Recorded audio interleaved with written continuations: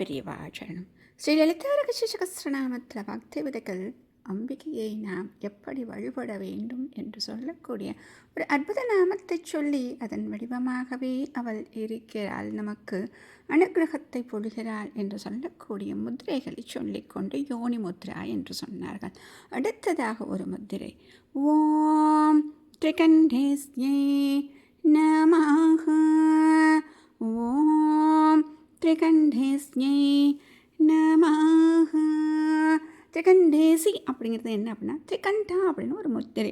அந்த முத்திரையின் தலைவியாக இருப்பவள் சர்வ திரிகண்டா அப்படின்னு ஒரு முத்திரை யோனி முத்திரைக்கு அடுத்ததாக இருக்குது. இப்போ யோனி முத்திரை சொல்லும் பொழுது 9வதாக இருக்கிறதுன்னு சொன்னோமா, இப்போ 10வது முத்திரையாக திரிகண்டேசி அப்படின்னு சொல்லக்கூடிய சர்வ திரிகண்டா அப்படின்னு முத்திரை இருக்கிறது.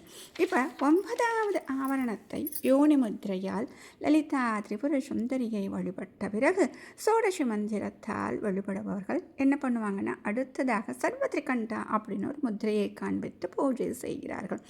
அந்த சர்வத்ரிகண்டா என்னும் முத்திரையால் வழிபடப்படுபவளாக அம்பாள் இருக்கிறார். இன்னும் பார்த்தோம் அப்படின்னா, இந்த மூலாதாரம் அப்படின்னு சொல்லும் பொழுது 6 ஆதாரங்கள் அப்படின்னு சொல்லிட்டு நம்ம மூலாதாரம் அப்படி வரிசையாக வந்தோம். குண்டலினி சக்தியை சொல்லும் பொழுது அந்த 6 ஆதாரங்களில் அம்பிகை இருக்கிறாள் அப்படின்னு சொல்லிட்டு அதற்கும் தாண்டி 7வதாக சகஸ்ரார சக்கரம் அப்படின்னு நம்ம பார்த்தோம். இந்த 6 சக்கரங்களை 3 பிரிவுகளாக பிரிக்கிறார்கள். இதை எப்படி பிரிக்கிறாங்க அப்படின்னா, சந்திரகண்டம், சூரியகண்டம், அக்னிகண்டம் அப்படின்னு 3 கண்டங்களாக பிரிக்கிறார்கள். இப்படி பிரிக்கப்பட்ட 3 கண்டங்களுக்கு, அதாவது திரிகண்டங்களுக்கு தலைவியாக இருப்பவள் அப்படின்னு சொல்கிறாங்க. அடுத்ததாக முடிச்சு கிரந்தி அப்படின்னு நம்ம பார்த்தோமே, 2 சக்கரங்கள் சேரும் இடம் ஒரு முடிச்சு, அதை கிரந்தி அப்படின்னு சொல்கிறோம். இது எத்தனை இடங்களில் இருப்பதாக லலிதா சகஸ்ரநாமத்தில் சொன்னாங்க அப்படின்னா, 3 இடங்களில். எப்படி சொன்னாங்க? மூலாதாரைக நிலையா பிரம்ம கிரந்தி விபேதினி, மணிபூராம் திருதிதா விஷ்ணு கிரந்தி விபேதினி, ஆக்ஞா சக்கராந்தராலஸ்தா ருத்ர கிரந்தி விபேதினி அப்படின்னு பார்த்தோம். இந்த 3 முடிச்சுகளையும் பிளந்து கொண்டு மேலே போகிறவளாக குண்டலினி சக்தியாக இவள் இருக்கிறார். இந்த 3 முடிச்சுகளை அவிழ்த்து கண்டங்களை கடந்து செல்பவர்களுக்கு என்ன கிடைக்கும் அப்படின்னா, அழக திருமந்திரத்தில் சொல்கிறாங்க, தன்னை அறிந்திடும் தத்துவ ஞானிகள் முன்னை வினையின் முடிச்சை அவிழ்ப்பர், பின்னை வினையை பிடித்து பிசைவர், சென்னையில் வைத்த சிவனருள் ஆலே. சரி, இப்போ இந்த தன்னை அறிய அப்படிங்கிறது தான் இப்போ சொன்ன சாட்சாத் ஆத்மஸ்வரூபமாக இருக்கக்கூடிய அந்த அம்பிகையை தெரிஞ்சுக்கிறது. சரி, அப்படி தெரிஞ்சுக்கிறதுனால என்ன ஆச்சு அப்படின்னா, முன்னை வினையின் முடிச்சை அவிழ்ப்பர். நம்முடைய கர்மங்கள் ஒரு பெரிய மூட்டைக்கு நம்ம கொண்டு வர்றோமே, அதை கழிப்பதற்குத்தானே நமக்கு பிறவிகளாக கிடைக்கிறது.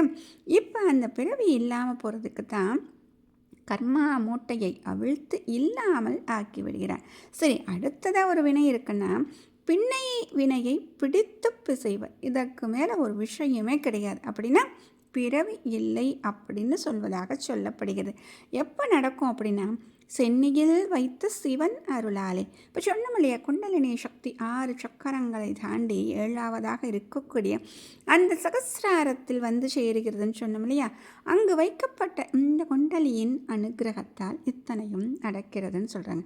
இன்னொன்று எப்படி சொல்லுவாங்க அப்படின்னா, திரிபுரம் 3 நம்ம சொன்னோம் இல்லையா, இந்த 3 இருப்பவர்களை ஒன்றாக ஆக்கக்கூடியவளும் இவளாகத்தான் இருக்கிறார்.